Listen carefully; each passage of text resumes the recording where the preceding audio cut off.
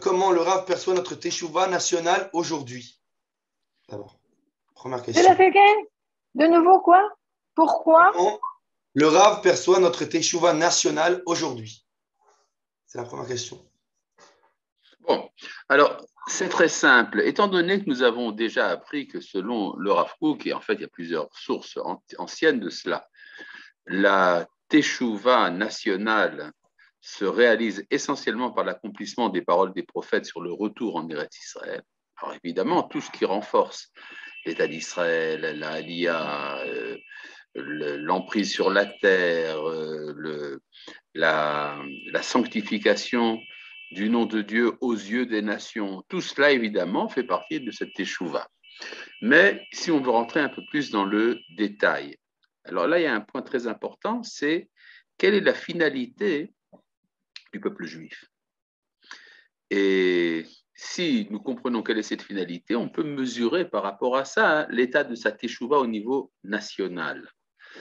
Et il y a, disons, dans l'idée de national, il y a une ambiguïté.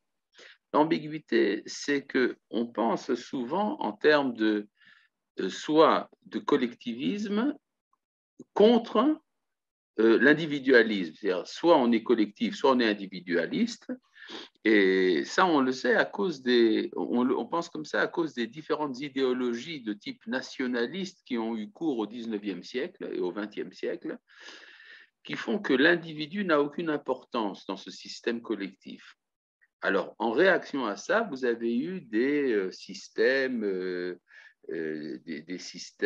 individualistes à l'extrême. Aujourd'hui, on peut dire que la dernière version, la plus forte, c'est ce qu'on appelle le postmodernisme, qui remet en question toute valeur, mais en particulier également la valeur de l'État. Eh bien, en fait, ce que la Torah propose, c'est quelque chose de tout à fait différent. C'est une sorte de synthèse entre les différents éléments. Klal, shutzar prat, prat, shutzar klal. C'est-à-dire, l'individu ne peut pas véritablement s'épanouir sans son enracinement dans la collectivité, et la collectivité ne peut pas véritablement s'exprimer si elle n'arrive pas à transmettre son message à sa manière à chaque individu. Donc, il y a ici un lien entre les deux. Or, ce qui se passe aujourd'hui en Israël est quelque chose d'extraordinaire. Vous avez un gouvernement de droite et de gauche. Alors, quel que soit ce qu'on peut penser de ce que ce gouvernement a été fondé dans le péché, ou bien si ce gouvernement fonctionne comme il faut ou il fonctionne mal, ça n'a aucune importance par rapport aux problèmes qui nous occupent. Ce qu'il y a, c'est qu'il y a une rencontre entre différents éléments de la société qui pensent totalement différemment et qui sont obligés de travailler ensemble. Ça, c'est également un élément de Teshuvah, très important. Il y a également un autre élément de Teshuvah, c'est que nous avons commencé à réouvrir notre bouche par rapport aux nations. C'est-à-dire que jusqu'à présent, nous étions dans un dialogue intérieur et que nous sommes amenés par les événements et également par souci spirituel à nous adresser aux goïms. Et on s'adresse aux goïms non pas parce que nous sommes en état d'infériorité, mais bien le contraire. C'est parce que nous avons quelque chose à leur dire. Il y a une expression qu'on employait avant chez les Juifs pour exprimer l'infériorité, c'est Mayomru à goïm. Qu'est-ce qu'ils vont dire, les goïms? Et aujourd'hui, un des rabbins chassidiques a dit que la vraie question, c'est Mayomru la goïm. Qu'est-ce qu'on dira aux goïm? Eh bien, tout ça, ce sont des processus qui sont engagés. À part ça, il y a un troisième élément de Teshuvah qui apparaît dans la société israélienne, c'est la fin des tabous. C'est-à-dire que jusqu'à présent, si on était par exemple chiloni, alors on ne peut pas parler dans un langage traditionnel, tandis que si on est dati, on ne peut pas employer des éléments de culture qui viennent de la culture générale. Et aujourd'hui, on sent très bien que, bien qu'il y a des îlots de résistance, au niveau des individus, au niveau individuel, il y a effectivement un franchissement des barrières. Et ça également, c'est très positif. Voilà. Ah, c'était un peu long, mais enfin, on fait ce qu'on peut. Merci beaucoup. Est-ce que je peux poser une question, s'il vous plaît? Bonjour, je suis Youssef. On va essayer d'abord de poser cette question. Mais dans le prolongement, non, parce que c'est dans le prolongement de cette question sur la Teshuvah d'Israël. Permettez-moi, Rav, de vous poser cette question. Selon vous, quelles sont les étapes et quels sont les événements qui vont amener les nations à faire teshuva? Les éléments qui vont amener les nations à faire teshuva, ça peut être plusieurs choses. Entre autres, l'activité que j'essaye de pousser un peu, ce qu'on appelle Berit Olam, le noachisme, la diffusion du noachisme dans le monde, et également des interrogations intérieures au niveau spirituel du fait même de ce qui se passe dans le monde. Il y a des processus, il y a des systèmes qui font que les choses agissent de par elles-mêmes. Alors, je ne voudrais pas, disons, faire trop appel à la crise du corona ou la crise climatique, etc. Mais disons qu'il y a simplement une recherche du sens de la vie, il y a une quête qui aujourd'hui n'est plus la quête des idéologies, mais une quête de sens. Et même si aujourd'hui les religions sont en chute, la spiritualité est en ascension. Voilà, c'est à peu près ce qui se passe. Ok. Merci beaucoup, Rav. Maintenant, dans la suite, la première question, par la suite, elle demande aussi, donc Félicia, comment faire tchouva de retour en Eretz Israël à nos frères de la diaspora. Et elle nous précise donc qu'elle-même était volontaire au parrainage de nouveaux Olim, et elle dit qu'ils ont souvent peur des difficultés. Monter en Israël est un acte de foi, dans le sens fort du terme. C'est-à-dire, pour Avraham Avinu, il lui est dit, quitte le pays où tu es et pas dans le pays que je t'indiquerai, sans qu'on lui dise dans quel pays il va. Et finalement, il arrive au pays où il faut.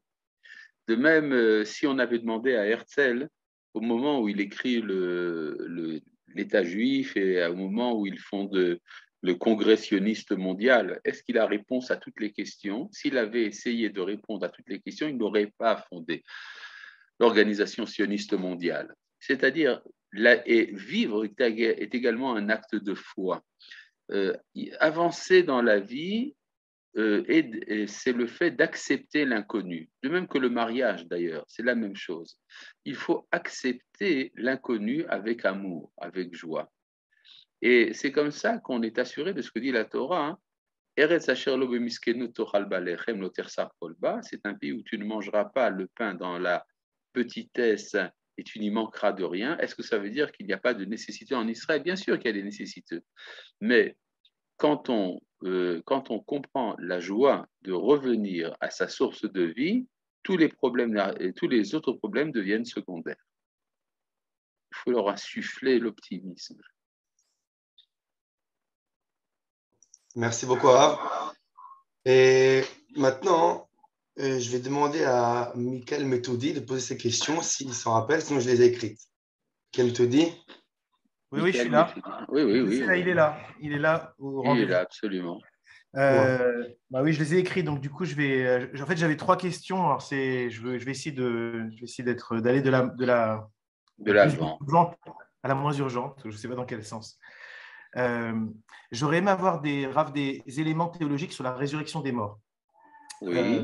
Je voulais savoir, est-ce que c'était un aboutissement? Est-ce que cela se passe dans notre monde? Et si ça se passe dans notre monde, ça veut donc dire que ce monde, il est supérieur à tous les autres, si c'est un aboutissement. Et de ce que j'avais appris dans la Kabbalah, les Neshamot, elles étaient destinées à évoluer dans d'autres mondes que le nôtre après la mort. Donc, je suis un peu perdu, en fait, par rapport à cette notion. Et j'aurais besoin de quelques éclaircissements. Voilà. Bon, c'est tout bête, hein. D'abord, une chose importante, la résurrection des morts est une conséquence directe du monothéisme. C'est-à-dire, si vous croyez que Dieu est un, il doit se manifester en tout. Donc, si Dieu est source de vie, la vie doit être l'élément le plus fort de l'être, et donc la mort ne peut pas être plus forte que la vie. Si on ne croit pas en la résurrection des morts, ça veut dire que finalement, il y a un élément dans la réalité qui est plus fort que Dieu. Cet élément, c'est la mort. Alors qu'en fait, c'est Dieu qui est plus fort, donc il est évident que la mort doit être vaincue un jour. Maintenant, la manière dont c'est vécu est quasiment inaccessible à nos yeux pour une raison très simple, c'est que nous n'avons jamais vécu une expérience de vie sans mort. Et donc, la manière dont c'est vécu, nous savons pertinemment que ça implique également un élément, on pourrait dire, qui appartient au Olam Hazé, mais la manière dont cet élément qui est au Olam Hazé est vécu, nous ne pouvons pas le comprendre, parce que nous avons des sens limités, Et nous avons une tendance naturelle à faire une distinction entre la matière et le spirituel, par exemple. Et à un autre niveau de regard, alors il est tout à fait possible que nous voyons les choses autrement. Et donc ces mondes dont vous parlez, eh bien ces mondes sont présents avec nous aussi. Voilà. Ça, c'est la première question. C'est très clair. J'enchaîne avec les autres. Oui, allez. J'avais une question sur le libre arbitre et le déterminisme. Ah oui. Ça revient souvent, mais Oui, en fait, j'ai entendu dans différents cours, j'ai l'impression que Hachem est soumis à un certain nombre d'obligations, notamment par rapport à la création, le fait qu'il se soit engagé à ne pas violer les lois de la nature, par rapport à l'humanité et surtout par rapport à Israël. Oui. Donc ma question, c'est est-ce que Hachem est-il véritablement libre en fait? N'était-il pas lui aussi d'une certaine manière déterminé? Il a la pleine liberté de prendre des engagements. Troisième question. Et enfin, le système du judaïsme sioniste est-il la vérité? Peut-on être dans un système complètement différent, par exemple farouchement antisioniste, et être tout de même dans la vérité? Et vous, Rav, avez-vous parfois des doutes sur la solidité de cet échafaudage? Voilà, je l'ai lu tel que je l'avais écrit, c'était plus... Il n'y a pas de judaïsme sioniste, le judaïsme est sioniste. C'est-à-dire une lecture objective de la Bible nous fait comprendre que le projet du Créateur se réalise à travers les vicissitudes de l'histoire d'Israël qui comportent deux éléments, exil et retour. Ceci est aussi vrai, par exemple, pour la pensée du rabbi de Satmar, qui est farouchement antisioniste, mais qui est farouchement antisioniste parce qu'il reconnaît la validité de l'État d'Israël en tant que malchout, c'est-à-dire en tant que souveraineté. Et il dit simplement qu'il est interdit de le faire avant que le temps n'arrive. Ce en quoi il se trompe, mais on peut très bien rentrer dans ce débat. Ce qui est plus problématique, c'est la position haridite classique qui est aujourd'hui, qu'on trouve aujourd'hui en Israël, qui se désintéresse de la chose étatique, ce qui n'est pas loin de se rapprocher des intuitions fondamentales du christianisme à son origine, qui a voulu remettre en question la validité de la sainteté de la collectivité. Voilà. C'est très clair, merci beaucoup. Merci, j'ai fait ce que j'ai. Merci beaucoup, Arabe. Maintenant, Oui. il y a deux questions qui sont été posées anonymement. Donc, Oui. elles vont être anonymes. Et c'est Shalom, Rav. Donc, je le lis, donc, Rav. Moi, j'ai deux questions. Pourquoi la manne est-elle nécessaire, sachant qu'ils avaient du bétail avec eux? Donc, de quoi se nourrir? Et à la paracha Berlotecha, ils se plaindront même de la manne. Et malgré tout, Akadosh Baruch continue à leur fournir pendant 40 ans. C'est la première question. Oui, la manne, c'est pour faire comprendre que la subsistance de l'homme ne dépend pas uniquement, la lechem levado, ne dépend pas uniquement de ses efforts. C'est en cela que c'est important, on peut dire que c'est un acte d'amour, qui est l'expression justement de, Dieu crée un manque pour le remplir. Et c'est une manière donc de nous aimer. Oui. Excusez-moi, c'est moi qui ai posé la c'est absolument impossible parce que vous vous appelez Alex Tanguy et là, on dit que la question était anonyme. Non, mais c'était de moi, Ah, mais justement, vu qu'ils avaient tout un bétail, ils avaient de quoi se nourrir et tout, donc c'était presque superflu. Oui, bien sûr, mais c'est-à-dire que le bétail, d'abord, ça ne vous nourrit pas indéfiniment. C'est-à-dire si vous n'avez rien à manger et que vous êtes dans le désert pendant longtemps, vous allez en finir avec tout votre bétail, sans parler du fait qu'une grande partie du bétail, c'était des ânes. Et les ânes, c'était nécessaire pour porter les provisions. Mais de toute manière, c'est évident que le fondement de l'alimentation n'est pas la viande, mais le pain. Et donc, on peut dire que c'était ça qu'il cherchait. Il cherchait l'aliment fondamental, celui qui vous rassasie avec un tout petit bout.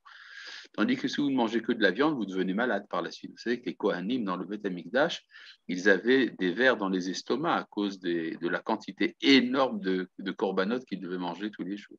Les pauvres. Merci, Arabe. Et Alex, si vous êtes déjà identifié, est-ce que vous pouvez poser votre deuxième question que vous m'avez envoyée? Oui, ma deuxième question, elle porte toujours sur la paracha de Béchalach.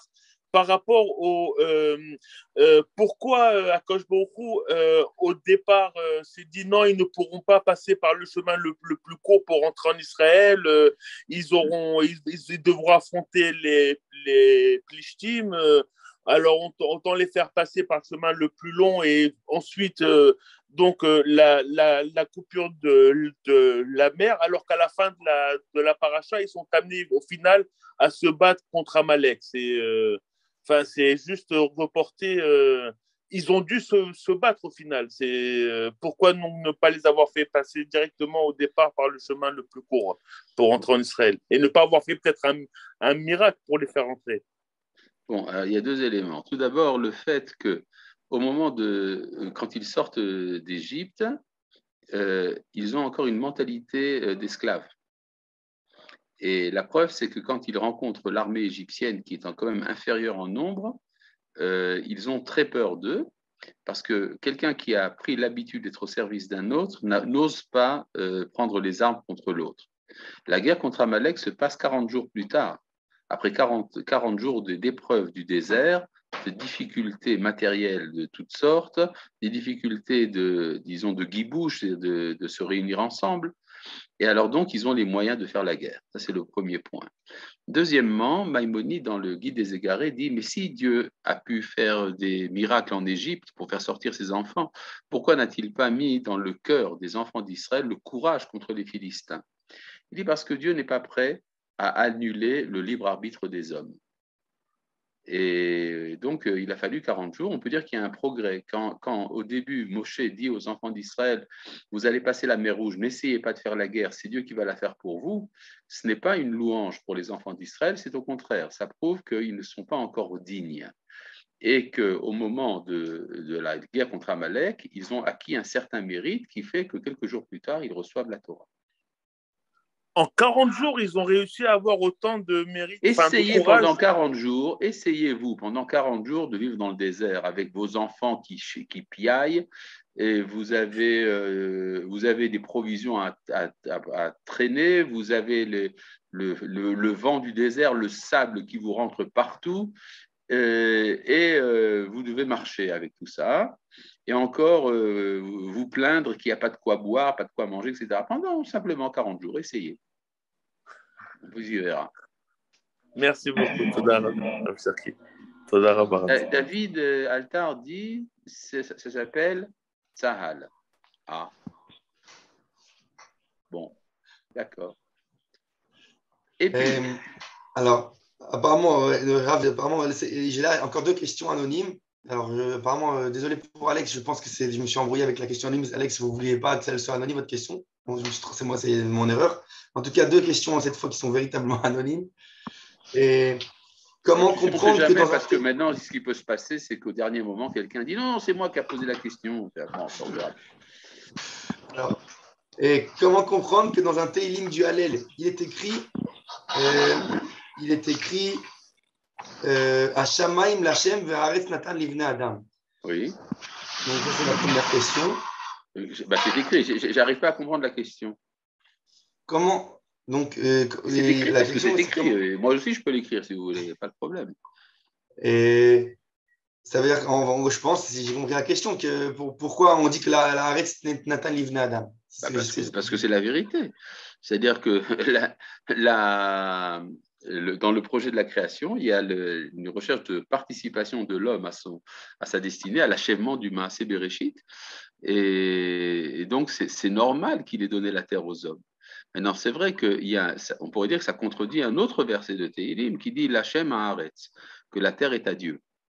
Et alors, le Talmud répond que ça, c'est avant de faire la bracha, et ça, c'est après avoir fait la bracha. C'est-à-dire, avant de faire la bracha, le monde entier appartient à son créateur, et donc si vous l'utilisez, vous êtes un profanateur de la sainteté du monde, tandis qu'à partir du moment où vous avez fait la bracha, c'est-à-dire la reconnaissance du fait que ça vous a été donné, et bien à partir de ce moment-là, la terre vous appartient. Et donc, c'est un peu la différence qu'il y a entre le mythe de Prométhée qu'on trouve chez les Grecs, comme quoi la réussite technologique de l'homme à travers le feu, c'est une rivalité avec les dieux, tandis que le Midrash nous dit que à la sortie du Shabbat, du premier Shabbat, le premier homme était plongé dans l'obscurité et pleurait, et Dieu l'a pris en pitié, il lui a donné 2 silex à frotter pour faire le premier feu. Alors, ça veut dire donc 2 choses très importantes. D'abord que Dieu est intéressé à la réussite de l'homme. Deuxièmement, qu'il ne lui donne pas une torche enflammée, il lui donne de quoi faire l'effort nécessaire de frotter les 2 silex pour créer lui-même sa réussite. Oui, attendez. La deuxième question Attends, de il y la a même quand même, personne. et si je peux rebondir sur la réponse du Rav. Alors, j'ai une question qui ressemble et qui m'a été posée par quelqu'un du mouvement Haredi et je n'ai pas la réponse. C'est, sauf la Géoula, elle va arriver, sauf on aura le 3e Beth Amikdash et au final, il y aura le Mashiach. Alors, pourquoi ne pas attendre et étudier la Torah et être le plus près rouhanit à ça? Et pourquoi faire toute cette ishtadlout en fait qui sauf, ça arrivera. Alors, ça ira peut-être plus vite ou moins vite, mais sauf, ça arrivera. Est-ce que vraiment il n'y a pas une David, intérêt à attendre? je suis profondément déçu. Tu n'as pas su répondre à cette question? C'est sérieux? Comment dire? J'avais la réponse Rikshit, mais pas Sirlit. Voilà. Ah, ouais, d'accord. Donc, c'est moi qui suis un mauvais enseignant puisque je n'ai pas réussi à t'expliquer. C'est très simple. Et si on reprend cette idée de Shutaf les Maaseh Bereshit, d'être associé à l'achèvement de l'œuvre de la création, on peut dire qu'être dans une position passive, c'est exactement le contraire du projet d'Akadosh Baruch Hu. C'est d'ailleurs ce que dit la Gemara dans le traité Avodah Zarah, qu'à la fin de l'histoire, Dieu dira celui qui a agi avec Dieu, lui sera récompensé. Mishepa'al im el yavo vikabel secharo. Voilà. Il y a une petite question qui est posée. Est-ce que quand on fait une petite seconde, c'est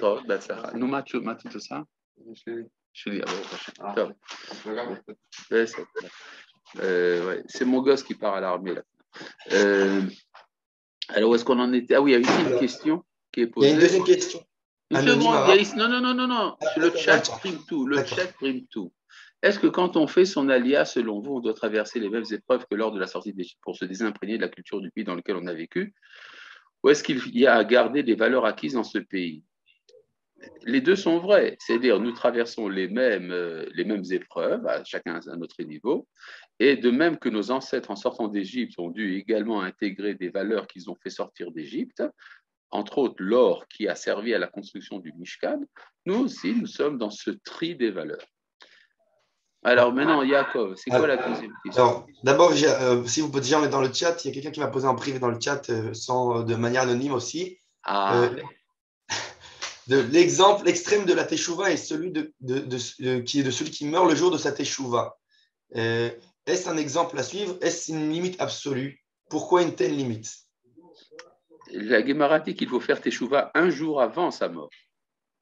C'est-à-dire qu'on peut faire teshuva même à sa mort, mais il faut faire une teshuva un jour avant.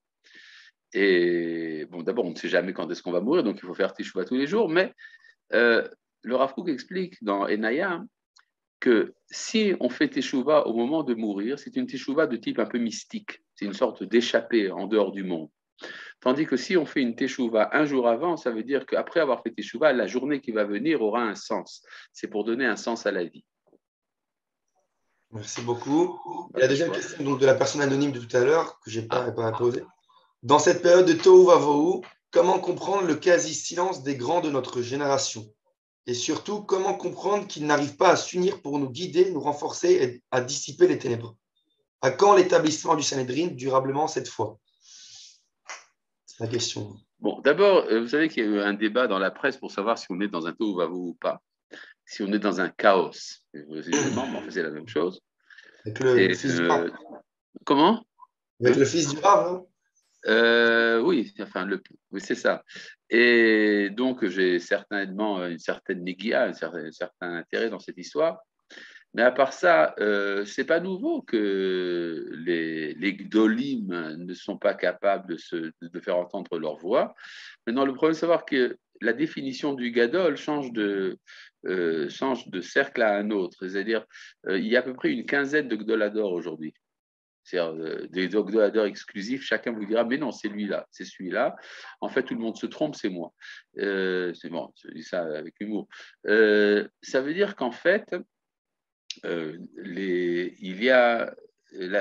s'accomplissent les paroles de la Guémara à propos de l'époque messianique, qui est ce qu'on appelle Haemet Tiyeh Ne'ederet, la vérité. Alors, le prophète Yeshayahu dit la vérité sera absente.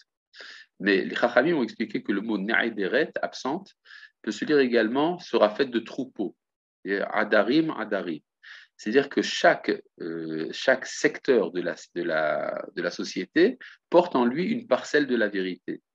Et pour qu'il puisse se consacrer à s'investir totalement à la valeur qu'il défend, il doit faire abstraction des autres valeurs, les ignorer.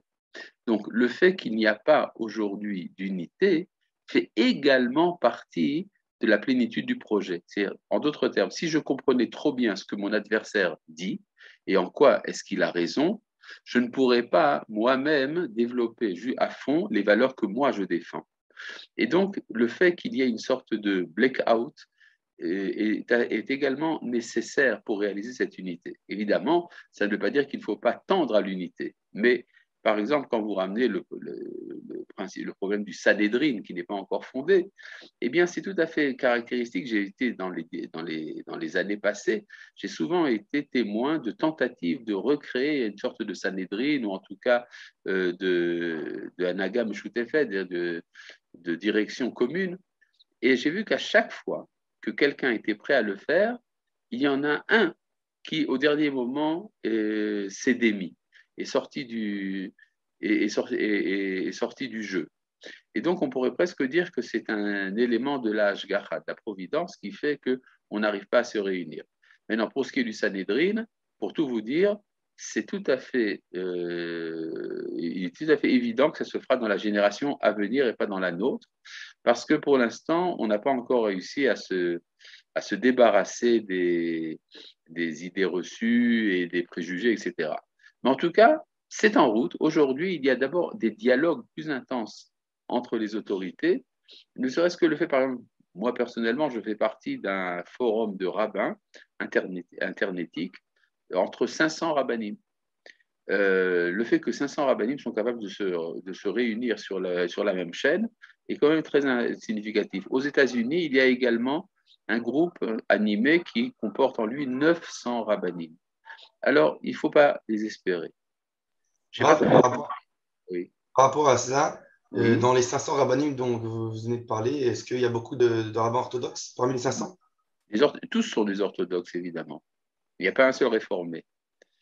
Ah. On voit d'ailleurs dans la manière dont tu as posé la question le présupposé qui s'insère, qui s'infiltre dans le subconscient des Datim Leumim, qui serait que l'ultime judaïsme, ça serait les Haredim. Et ça que tu as appelé orthodoxe. Ouais. Ce qui est grave. Mais enfin bon. Il y a une différence entre les Haredim et orthodoxes? Il faut faire teshuva, bien sûr, faire teshuva. Parfois, les Haredim en France se font appeler ultra-orthodoxes, mais ça n'a rien à voir. L'orthodoxie, c'est la fidélité à la halacha et au principe du judaïsme. Un des principes du judaïsme, c'est le sionisme, comme vous le savez. Alors que le Haredi, donc, c'est quoi la différence? Le Haredi est une des tendances qui se sont développées au sein de l'orthodoxie. Et qui a effectivement ses dangers, comme toute idéologie qui dévie un peu de la tradition. D'accord. Je n'ai pas compris ce qu'il y a écrit là. C'est une stimulation nécessaire. Bon, probablement, je ne sais pas très bien de quoi ça parle, mais ce n'est pas grave. David Altar dit « Bonjour, Rav ». Le Rav, c'est moi. J'ai entendu que, halachiquement, le mari doit acheter un cadeau de grande valeur à sa femme pour chaque mikvé et pour les shalosh regalim. Est-ce vrai? Si oui, quelle est la source de cette halakha? Je vous remercie par avance. Pour le mikvé, c'est n'importe quoi. Pour les shalosh regalim, ce n'est pas un cadeau de grande valeur, mais c'est simplement un cadeau. Parce qu'il est écrit « Vesa marta bechagecha ». Tu te réjouiras dans tes fêtes. Et chacun a sa manière de se réjouir. Et les hommes, la Gemara dit, par de la viande et du vin. Pour les femmes, par des vêtements et des bijoux, et pour les enfants, par des douceurs. D'accord? Alors, ça devait ça marcher de manière. Oui. Est-ce que Sarah est parmi nous pour poser sa question? Sarah, je ne crois pas qu'elle s'est. Non. Alors, si Sarah n'est pas là, je vais poser la question à sa place. Euh, Elle nous demande de quoi parle-t-on quand il est dit dans nos prières à plusieurs reprises ou Keshanim Kadmoniot. Urshanim Kadmoniot. Keshanim Kadmoniot. Je veux dire qu'il s'agit. Alors, il y a différentes opinions dans le Midrash autour de ça. Pendant que je me rappelle, Urshanim Kadmoniot, c'est le temps des Havot. C'est-à-dire, Kimer Olam, c'est-à-dire le temps à l'origine de l'humanité, et Shanim Kadmoniot, le temps des Havot. Et donc, à l'époque des Havot, le contact avec la divinité se faisait par voie de normalité. Les Havot accomplissaient la Torah sans qu'elle soit donnée. Donc pour eux, la Torah n'était pas des mitzvot. La Torah était l'expression pratique de la lumière de leur neshama. Et donc, c'est ça que nous espérons quand seront rétablis les sacrifices Minchat Yehuda. Minchat Yehuda, c'est l'offrande végétale de Yehuda, c'est-à-dire le moment où ce qui restera des sacrifices sera uniquement le végétal, et alors il y aura une réconciliation entre l'homme, la nature et le Créateur. Tiens donc, bonjour Rav, autre question par rapport à la tchouva des nations. Sait-on dans quelle séquence se passera-t-elle? Par exemple, Ishmaël avant Esav, où cela se passera en simultané? Peut-on considérer que les accords d'Abraham sont la première étape de ce processus? On ne sait pas dans quel ordre ça va se passer. Pour une raison très simple, c'est que ça peut se passer de différentes manières. Maintenant, pour ce qui est des accords d'Abraham, c'est effectivement une étape très importante dans cette réconciliation avec Ishmaël. Très bien. Alors, on m'a demandé de poser encore une fois quelqu'un qui est sur le Zoom, mais qui est un peu, qui ne peut pas poser sa question. Donc, je vais la poser. Je n'ai pas compris. On t'a demandé quoi? On m'a demandé à base de poser une question, mais elle voulait la poser elle-même. Apparemment, elle ne peut pas, finalement. Ah, d'accord, j'ai compris. Maintenant, j'ai compris ce que tu dis. Ouais, voilà. Vas-y. Donc, quoi penser de la réforme dans la cache-route, la conversion de Kahana et le gouvernement de Bennett, Lapid, est-ce que c'est Onesh Minashamayim ou Chevle Mashiach? Bon, d'abord, Batan Kana n'a pas besoin de se convertir, mais enfin. Bon, alors, il y a ici 3 éléments dans la question. Que penser de la réforme dans la cache-route, la réforme du Guillour, et est-ce qu'il faut apprécier ou se lamenter pour le nouveau gouvernement? Alors, pour ce qui est de la réforme dans la cache-route, tout d'abord, cette réforme de la cache-route a déjà eu lieu il y a quelque chose comme 50 ans. Depuis qu'il y a eu une quantité incroyable de cacherouillottes données par toute personne qui le désire. Le Badatz, Bet Yosef, Kosharot, She'erit Israël, Bel, etc. Le fait sur le terrain est qu'il y a une pluralité de cacheroutes, qu'on le veuille ou non. C'est vrai que la loi impose qu'il y ait également, quand on donne la cacheroute, par exemple, vous donnez la cacheroute du Badatz, la loi impose qu'il y ait également la cacheroute de la Rabbanout. Mais en fait, c'est exactement la même chose. De plus, je voudrais poser une question assez gênante, c'est que qui, parmi les membres du grand conseil rabbinique de la Rabbanout Arachite, qui mange exclusivement Rabbanout? Quasiment personne.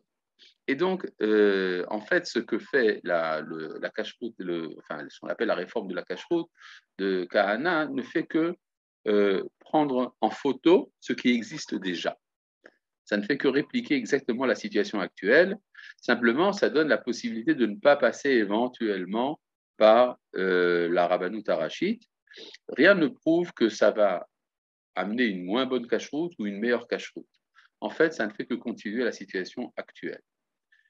Mais ce qu'il y a, c'est effectivement, il y a un affaiblissement de la Rabbanout Arachite, enfin de son Mahamad, de son statut, mais cet affaiblissement est le fruit de la Rabbanout Arachite elle-même, qui ne croit pas dans son autorité, depuis qu'elle est tombée aux mains des Harédim.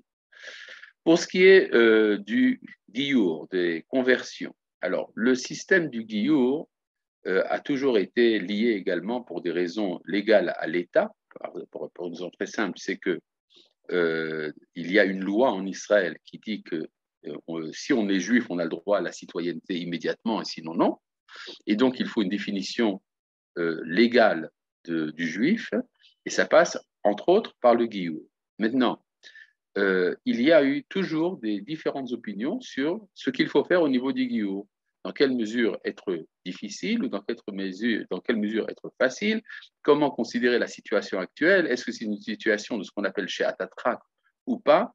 Il y a à ce propos différentes opinions chez les rabbinim eux-mêmes. Or, les différentes opinions chez les rabbinim eux-mêmes sont des divisions au niveau de la halacha, comme il y en a toujours eu. Le problème, c'est que une marloquette qui est de type halachique est devenue une marloquette de type politique. C'est ça le vrai problème. On ne peut pas ici mêler le politique avec la halacha. Par exemple, le Rav Drukman, qui est justement de ceux qui sont pour des coulottes, des facilités au niveau du Giour, sont tout à fait conscients de la nécessité que ce soit en accord avec la Rabbanout Harashite.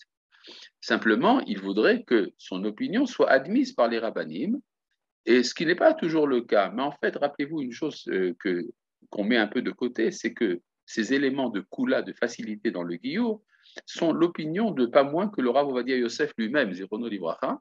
Alors on peut être d'accord ou ne pas être d'accord, on ne peut pas en faire une question de principe. Maintenant, pour ce qui est du gouvernement actuel, tous les gouvernements sont toujours mauvais. Pour une raison très simple, c'est que la politique est ce qu'on appelle la politique c'est l'art du possible. Or, ça s'appelle Omanut Haefshar, on dit en hébreu. Et donc, en politique, vous aurez toujours des raisons d'être satisfait du gouvernement ou d'être catastrophé par le gouvernement. Ce gouvernement n'est pas moins catastrophique que tout autre gouvernement. Évidemment, on peut toujours vouloir le changer, ce n'est pas du tout impossible, mais on peut prendre l'expression Ma'asecha ikarvucha, ma'asecha yarachakucha, ce sont tes actions qui te rapprocheront ou qui t'éloigneront. Dans la suite de cette question, et on demandait, une pandémie mondiale a forcément une raison, laquelle et pour qui? Ah ben c'est le virus. Donc, il n'y a pas de raison spirituelle. Non, rappelez-vous une chose très importante. Par exemple, quand on dit, voilà, je prends un autre élément beaucoup plus extrême. Qui est responsable de la Shoah? Réponse, les Allemands. C'est toujours, il faut savoir ça. Avant d'accuser Dieu, ou d'accuser les rabbins, ou d'accuser les Polonais, ou d'accuser les Américains, rappelons-vous, il y a eu d'abord des Allemands qui l'ont fait. Ça, c'est la première chose. Donc, quand on demande d'où vient la pandémie, ça vient d'un virus. C'est lui qui est responsable, c'est lui qu'il faut mettre sur le banc des accusés et condamnés. Ça, c'est le premier point. Deuxièmement, quand on dit la raison de quelque chose, est-ce que c'est la raison que le créateur réserve chez lui, ou est-ce que c'est le fruit des disons, pratiques de ce que nous pouvons constater? Alors, par exemple, si on dit, par exemple, que la pandémie a amené une plus grande conscience de la solidarité universelle, par exemple. Alors, est-ce que ça veut dire que Dieu a envoyé la pandémie pour qu'il y ait la solidarité universelle? Non, pas forcément. Mais ça veut dire que c'est ça l'avantage qu'on peut en tirer. Et donc, chacun réfléchira par lui-même quels sont les avantages qu'il peut faire, qu'il distingue, qu'il diagnostique comme étant le résultat de la pandémie. Il y a ici une petite question sympa. J'ai entendu un kabbaliste confier qu'in fine, Dieu, Israël et la Torah, c'est la même chose. Qu'en pensez-vous? Bon, alors, regardez dans le Nefesh HaChaim, dans le premier portique du Nefesh HaChaim, il y a une longue agaha dans laquelle il traite d'un passage du Zohar qui se rapproche de cette expression, mais cette expression elle-même n'existe pas dans le Zohar. De même, regardez dans le Shla, le Shnei Luchot Abrit de Rabbi Yeshayahu Halevi Horowitz, il y a de très longs passages traitant de ça dans ce qu'il appelle Akdamat Toldot Adam. C'est quelques centaines de pages, attention. Oui. C'est en hébreu?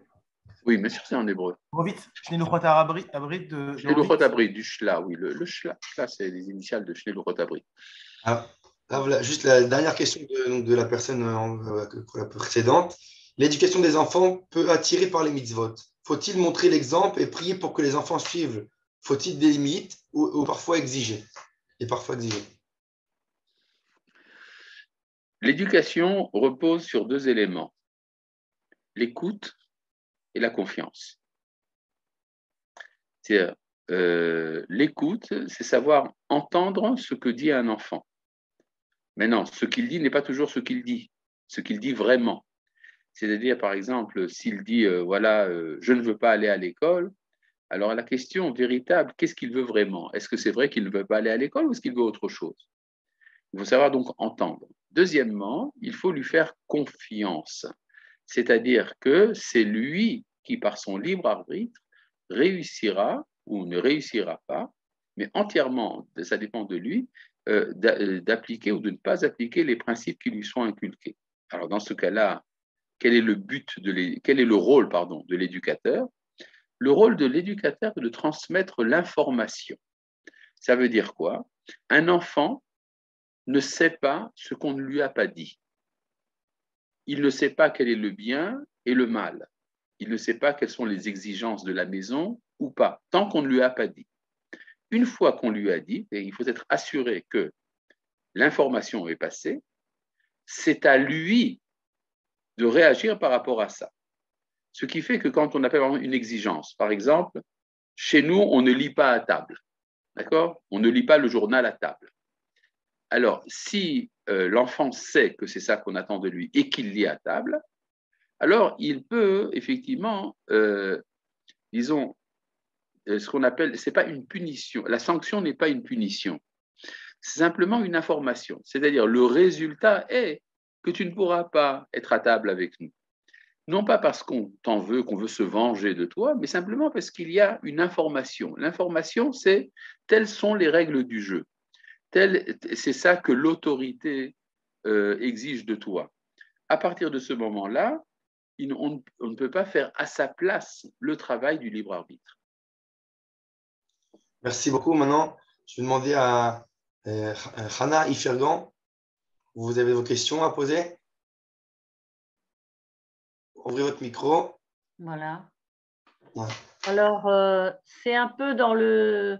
C'est pas l'éducation, parce que ça s'adresse à des enfants beaucoup plus grands. Et je voudrais savoir quels sont les livres indispensables qu'on doit avoir lus, mais je ne parle pas de quelqu'un d'autre, je parle de moi. Oui. Que ce soit des livres religieux ou philosophiques, pour donner des réponses satisfaisantes à un enfant, dont un grand enfant, qui a reçu une éducation religieuse et qui a tout basé. Très bon. Souvent, un enfant cherche à avoir des questions, donc la réponse n'est pas tellement ce qu'il cherche. C'est-à-dire, si vous donnez une réponse, vous le privez de la question. Il faut tout d'abord accepter la légitimité de la question. C'est-à-dire lui dire, le fait que tu aies des questions est une chose très importante, ce sont mes questions à moi aussi. Et donc, être capable de se remettre en question. Ça, c'est le premier point. Deuxièmement, il y a un livre intéressant d'un certain... Mais attendez, il y a aussi autre chose, il faut que de la part de l'enfant, il y ait un désir. C'est pas simplement qu'il y a... il faut qu'il ait une question. S'il n'a pas de question, n'essayez pas de lui donner des réponses. On peut toujours lui proposer de questionnement ou lui dire, tiens, tu devrais parler avec un tel ou avec tel rave ou lire tel livre. Mais il ne faut pas essayer de faire changer l'opinion de quelqu'un de manière un peu forcée. Maintenant, il y a un livre intéressant d'un certain Aaron Barth. En hébreu, il s'appelle Dorenu mul shelot hanetzach et en français, aux questions actuelles des réponses juives. Ce livre a été écrit il y a 50 ans, mais c'est un livre intéressant quand même. Il y a également les livres du Rav Cherki que je recommande. Il y a par exemple le Kedusha Veteva et il y a également le Deat Selula. À mon avis, ce sont des livres qui traitent des problèmes fondamentaux dans la mesure où le questionnement est un questionnement de type philosophique, ce qui n'est pas toujours le cas. C'est le cas. Oui. Oui, c'est un questionnant. C'est-à-dire que des fois, on sent que c'est pas une question, mais c'est une provocation. Oui, alors évidemment. Alors dans ce cas-là, le mieux, c'est d'aller voir un psychologue. Non, ça non. Non, absolument, absolument. Je ne méprise pas du tout. Le travail du psychologue est très intéressant parce que en fait, c'est une situation conflictuelle avec les parents. C'est pas, et ça vient vider autre chose. C'est comme je l'ai dit tout à l'heure, vous savez qu'il y a ce qu'on appelle le questionnement, la vraie question. Quelle est la vraie question qui est posée? Et cette vraie question est parfois quelque chose de tout à fait différent. Ça vient vider un conflit plus ancien, parfois. Voilà. Merci beaucoup. Je vous en prie. Bien, donc, mes salutations au Rav Bochko pour qui j'ai... Rav Bochko. Est-ce qu'il y a une dernière question? Est-ce que le Rav Bochko permet peut-être si le Rav Cherki permet aussi. Non. Étant donné qu'il est 11 heures, nous D'accord. allons respecter les limites. Nous sommes des vrais yekim en D'accord. fidélité à la tradition de la famille Bochko pour laquelle j'ai un très grand respect. Voilà. Pas de C'est tout problème. pour aujourd'hui. Merci beaucoup, Rav. On pourra continuer. Arabe, Shalom, merci shalom. beaucoup.